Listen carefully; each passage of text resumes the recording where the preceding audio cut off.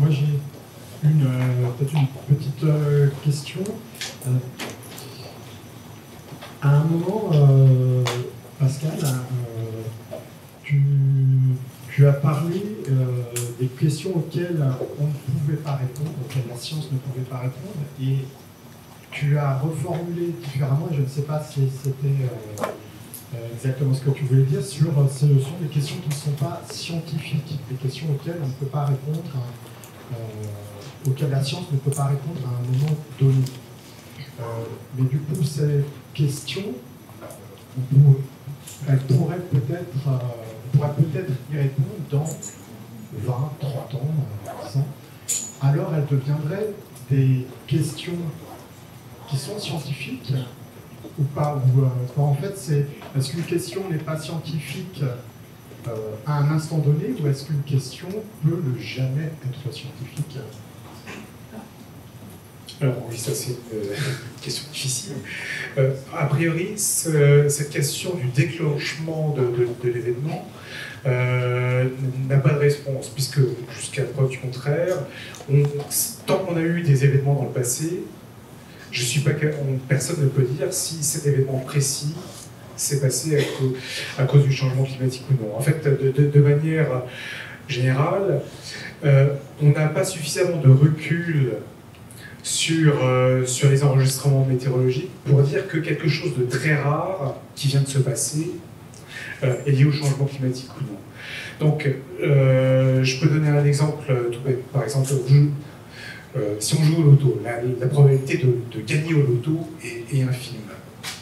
D'accord? Si vous jouez au loto aujourd'hui, alors que vous n'avez jamais joué avant, et que vous gagnez au loto ce jour-là, est-ce que vous êtes capable, sachant que la température de la planète augmente, vous seriez même en droit de dire, mais c'est le changement climatique qui me fait gagner. Avant, je ne jouais pas. Maintenant, je joue, je gagne. Il y a une corrélation avec ce changement climatique. Donc, répondre à cette question, forcément, ça pourrait être lié à ce qui s'appelle le biais de confirmation, qui est lié au fait qu'on n'a pas assez d'observations. Donc, si quelque chose de nouveau arrive, on peut se demander si c'est parce que on n'a pas attendu assez longtemps. D'accord, c'est arrivé, mais si on avait attendu plus longtemps sans changement climatique, ça serait arrivé. Ou alors, est-ce que c'est le changement climatique, en arrivant, qui a créé des conditions propices pour que ça se passe, alors qu'avant, ça ne s'était jamais passé. Donc ça, on ne peut pas résoudre ce problème. Tout simplement parce que pour regarder la probabilité d'un événement comme la vague de chaleur de 2003, en fait, il faudrait des millions d'années, car le climat n'a jamais été stable sur des millions d'années. Donc, a priori, par construction, on ne peut pas répondre à ce genre de choses. On ne pourra jamais.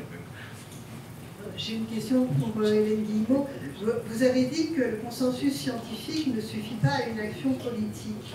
Mais en fait, c'est parce que le consensus scientifique n'est pas accepté par le climato-sceptique, ne croit pas au changement climatique. Oui, alors précisément, ce que j'ai essayé de dire, c'est que ce n'est pas parce que le consensus scientifique n'est pas accepté qu'il n'y a pas d'action politique. C'est pas du tout pour ça. C'est-à-dire, si brusquement tous les climato-sceptiques disparaissaient de la planète, je fais une hypothèse totalement, voilà, ça ne changerait pas grand-chose au fait que c'est extrêmement difficile de changer radicalement tous les systèmes de production et de consommation, toute la géopolitique, comme ça, en faisant réduire les émissions de gaz à effet de serre, et ce ne sont absolument pas les climato-sceptiques qui sont pour quoi que ce soit là-dedans. Je veux dire, il faut...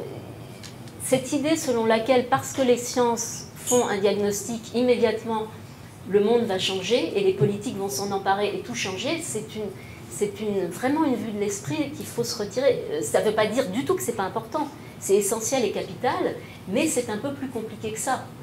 Vous voyez par exemple, on voit en Europe, la plupart des gouvernements non seulement acceptent évidemment depuis très longtemps et depuis toujours, hein, c'est pas comme aux États-Unis, la réalité du changement climatique, mais font de grandes déclarations selon lesquelles il faut réduire de temps, enfin c'est des déclarations de plus en plus volontaristes, et ça n'empêche pas qu'on ne voit pas, même s'il y a des actions, mais elles ne sont pas du tout à l'échelle exigée, et ce n'est pas les climato-sceptiques n'y sont pour rien. C'est pas du tout parce que Macron ou Philippe a un copain qui dit... ce n'est absolument pas le problème. Donc, c'est un peu ce que j'ai essayé de dire et de montrer, c'est que ce cadrage-là, qui veut que, parce que la science est acceptée, il y aura un changement, bon, c'est un cadrage que je pense être faux, et ce qui est assez intéressant, c'est qu'un certain nombre de chercheurs en sciences sociales avaient déjà dit ça. Moi, je me souviens d'avoir fait un séminaire là-dessus vers 2004-2005, c'est-à-dire avait dit que ce n'est pas la bonne façon d'envisager les choses. Ça ne veut pas du tout dire qu'il ne faut pas faire d'expertise, et l'expertise du GIEC, comme je l'ai un peu montré, a quelque chose d'absolument exemplaire et de reconnu comme tel, mais cela ne suffit pas du tout. C'est une condition, si on veut, nécessaire, mais pas suffisante si on veut être très grossier. Ça ne suffit absolument pas à déclencher l'action. Il y a beaucoup d'autres difficultés qui expliquent le fait que l'action soit insuffisante. Donc que Trump ait dénoncé l'accord de Paris, finalement, ça ne change rien. J'en sais rien, mais je ne sais pas si vous avez remarqué que quand l'accord de Paris n'était pas encore dénoncé, on n'a pas vu une chute absolument incroyable des émissions de CO2. Et du temps d'Obama, on ne peut pas dire non plus qu'il y ait des choses extraordinaires qui soient... Il ne s'agit pas du tout pour moi de dire que Trump et Obama, c'est pareil, c'est loin de là, mais il ne faut pas non plus penser que le fait que Trump soit climato-sceptique explique tout. C'est absolument pas le cas. D'ailleurs, on pourrait un peu dire l'inverse, c'est-à-dire que c'est parce que un certain nombre, même Bush avait dit ça, mais parce que les Américains ou un certain nombre de groupes et de pouvoirs aux États-Unis ne veulent pas changer un certain nombre de choses, que Trump est climato-sceptique, et pas l'inverse. Donc si vous voulez, bon, voilà, il faut faire un petit peu attention à ne pas donner trop d'importance aux climato-sceptiques. C'est un peu le but. C'est pour ça que j'ai dit que ça changeait un petit peu par rapport à ce qu'on entend. Je sais que dans les milieux scientifiques dont je fais partie, la question du climato-scepticisme est quelque chose de très important. Je l'ai mesuré. J'ai un peu travaillé sur les communautés de climatologues, et donc j'ai vu à quel point c'était pour eux important. Mais c'est intéressant, c'est important sur un tas de plans, mais ça n'est pas essentiel en ce qui concerne l'action de réduction des gaz à effet de serre. Je n'ai pas dit que ça n'avait aucun rôle, ce n'est pas du tout essentiel. En fait, moi je partage complètement ce que vous avez dit à la fin et ce que vous venez de dit. Mais par contre, ce que peut-être en retour, dans le sens, il me semble, de ce que vous dites par rapport à Trump, il y a quand même une instrumentalisation politique du discours climato-sceptique. Donc, alors, quelle importance ça, mais ça contribue quand même à jouer un rôle négatif dans les rapports de force politiques. Là, je n'aurais pas beaucoup de choses à répondre parce qu'en fait, moi, j'ai étudié essentiellement la France. Hein. Donc, j'ai un peu étudié la question du climato-scepticisme, mais surtout en France et en Europe. Je connais, comme tout le monde, ce qui se passe aux États-Unis. Je ne saurais pas tellement mesurer, si vous voulez, en quelque sorte, donner une mesure de l'effet du climato-scepticisme américain sur l'insuffisance de l'action. Voilà, je ne saurais pas trop répondre à ça. Je peux simplement dire qu'en Europe, et en France notamment, il y a très peu d'effets, à mon avis. Merci, bonjour. Moi, j'aurais deux questions qui n'ont rien à voir l'une avec l'autre, une pour chacun. L'une, c'est croyez-vous que les politiques ont encore la moindre capacité d'action en matière de réchauffement climatique, au vu des difficultés des différents pays qui sont évidentes. Et la deuxième, c'est par rapport plus aux aspects modélisation. Il y a un point qui est relativement facile à observer et qui bouge relativement lentement, quoique ça s'accélère, c'est les glaciers. Est-ce que ça fait partie aussi des aspects modèles? Je peux répondre rapidement à votre question. Oui, dans tous les modèles climatiques, il y a de la calotte de la glace du Groenland, tout ce qui est à l'Arctique et à l'Antarctique, et ça fait partie des modèles climatiques. Donc ça, c'est tout à fait modélisé, ça fait partie des ingrédients d'un modèle climatique, tout à fait.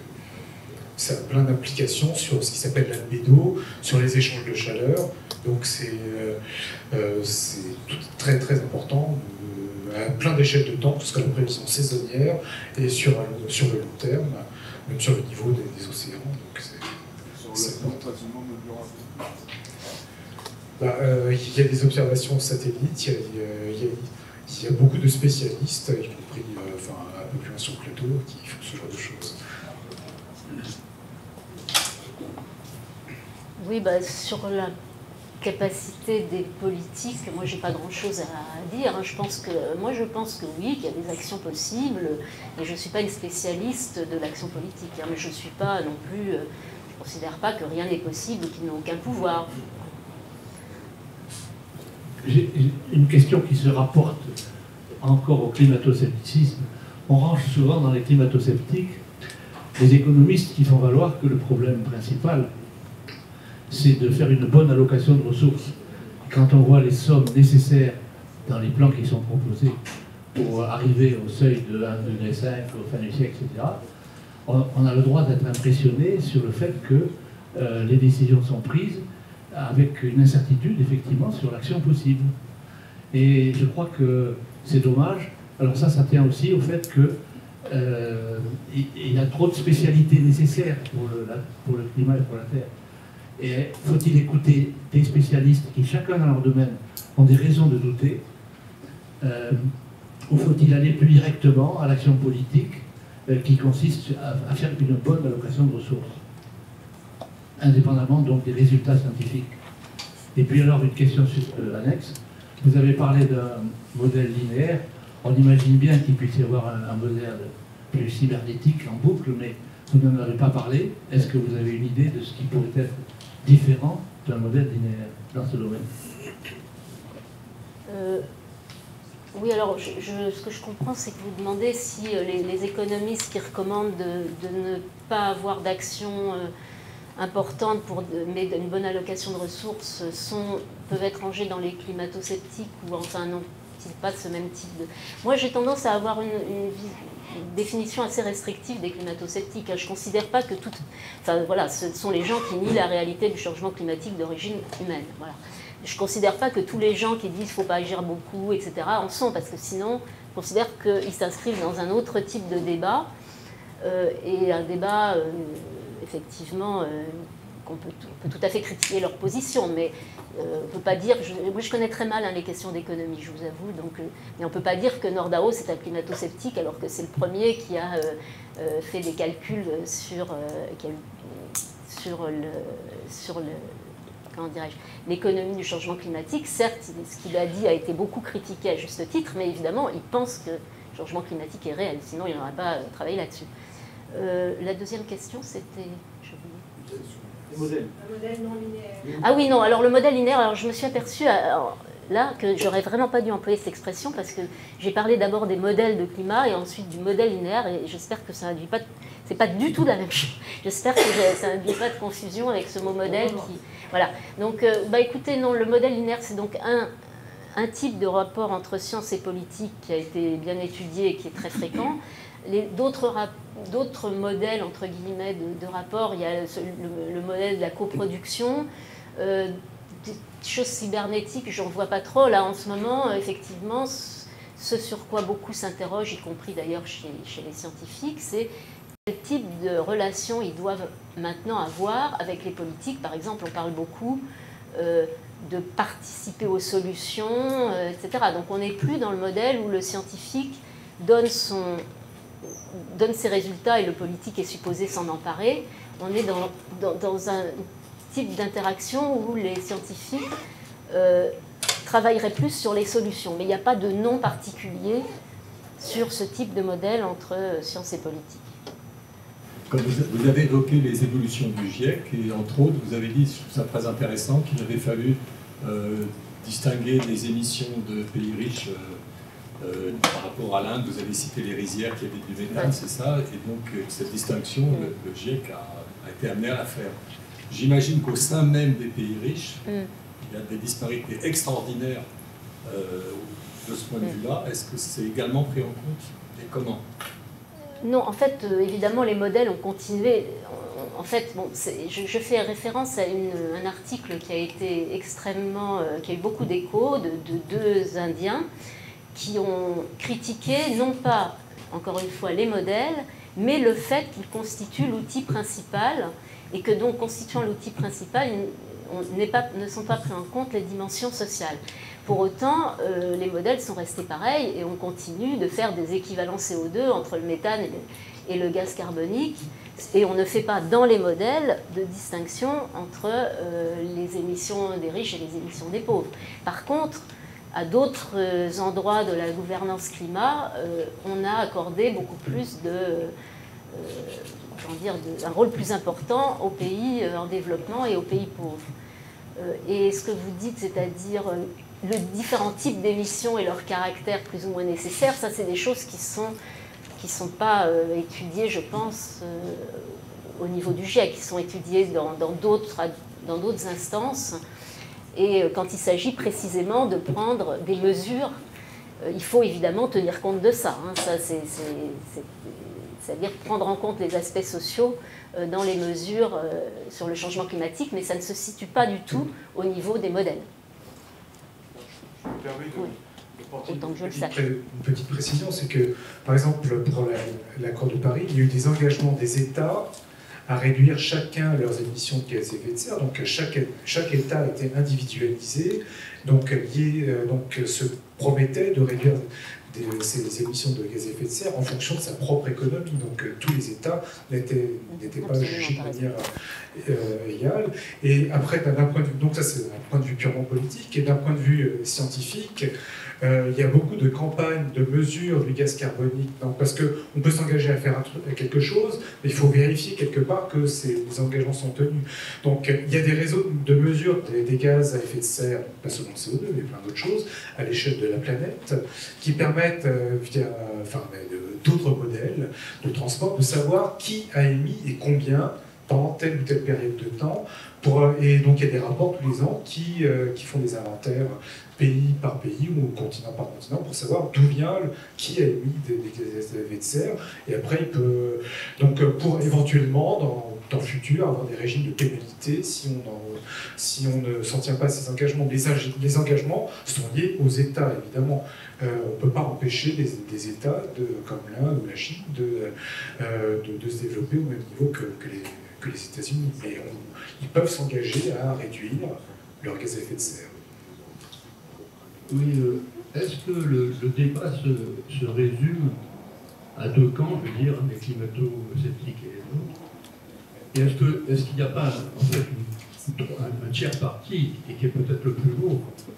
C'est-à-dire qu'il y a des gens qui ne sont pas climato-sceptiques, mais qui s'accommodent parfaitement de ce qui va se passer, et qui vont organiser, et qui pensent, et qui organisent leur vision du monde et de la société en conséquence. Et auquel cas, ce n'est plus un débat rationnel avec eux, mais c'est un débat purement politique. Si on parle de débat scientifique, le débat scientifique, il n'y en a pratiquement pas, soyons clairs.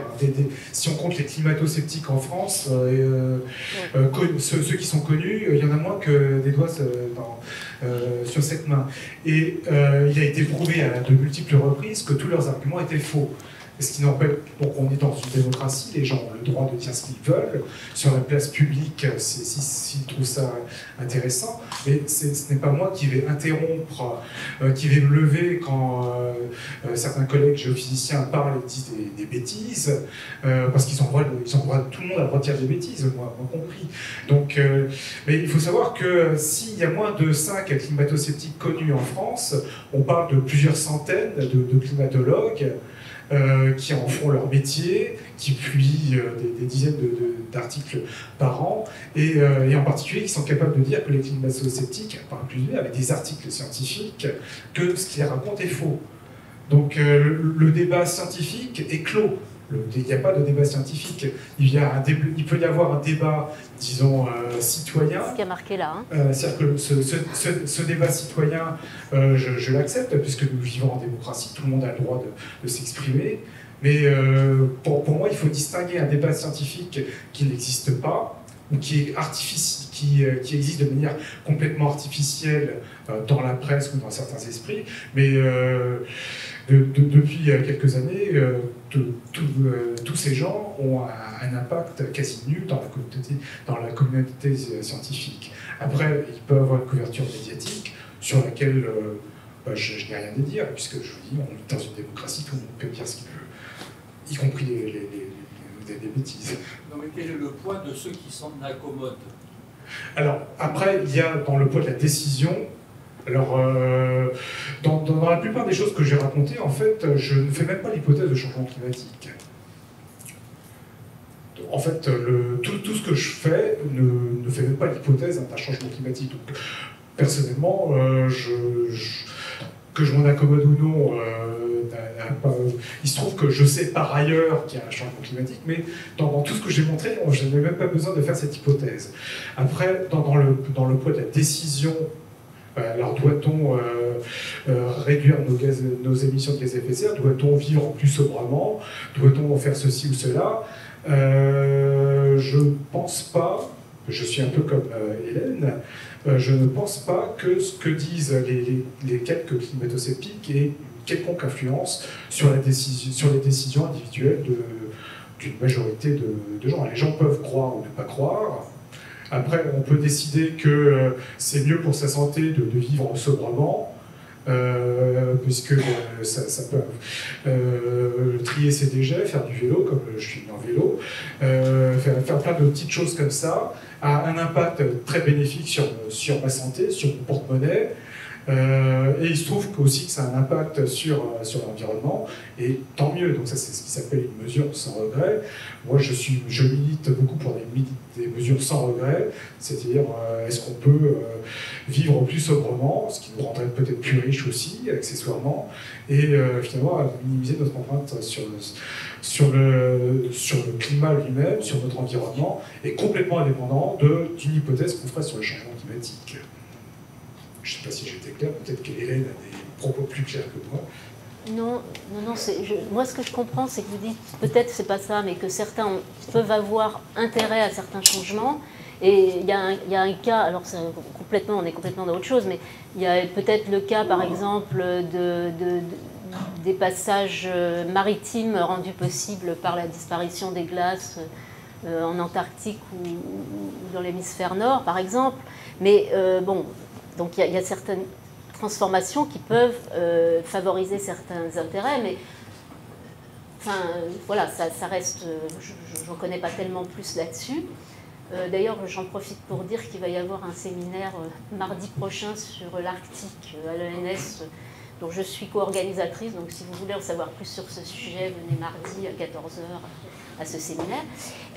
Et par contre, bon, ce que montrent en général les études, c'est quand même que le changement climatique aura pas mal de conséquences, aura des conséquences dans énormément de domaines, et qu'il touchera beaucoup de pays, etc. Donc je ne vois pas tellement comment est-ce que certaines classes de la population pourraient s'en accommoder et penser y échapper. Enfin, je ne vois pas... Pour les conditions de confiance dans les modèles, il y a la validation par des observations indirectes, et puis la validation par les comparaisons entre des grands modèles. Cette seconde façon de valider la connaissance, les résultats, est-ce que c'est spécifique à la climatologie, ou est-ce qu'il y a d'autres sciences qui ont également ce type de validation? J'ai l'impression, ce que je vous ai montré, je pense que vous faites référence à ceci, c'est ça, hein? Oui, ce que je vous ai montré, enfin, l'impression que j'ai, c'est quand même, dans le domaine de la modélisation du climat, il y a énormément, comme dans beaucoup de sciences d'ailleurs, il y a beaucoup d'inventions, de façons de faire pour résoudre des problèmes, pour d'abord les définir et ensuite parvenir à les résoudre moyennant des méthodologies assez indirectes qui font appel à beaucoup d'outils différents. C'est vraiment une façon de... Pascal l'a montré un petit peu tout à l'heure, c'est-à-dire on construit des questions pour qu'on puisse y répondre, et on utilise parfois des choses assez sophistiquées. Et ça, en fait, il y a beaucoup de sortes de validation. Hein, ce n'est qu'une... Et en plus, elle est déjà un petit peu vieille, il n'y a pas de date, mais ça... Bon, ça a au moins 10 ou 15 ans, je crois. Donc, il y a beaucoup de types de validation qui recourt à plusieurs types de méthodologies et qui, par exemple, là, nécessitent utilisent d'énormes campagnes d'observation. Et on invente réellement, me semble-t-il, de nouvelles méthodes. Et je ne vois pas tellement dans quel autre domaine on pourrait avoir ce type de validation qui font... Si.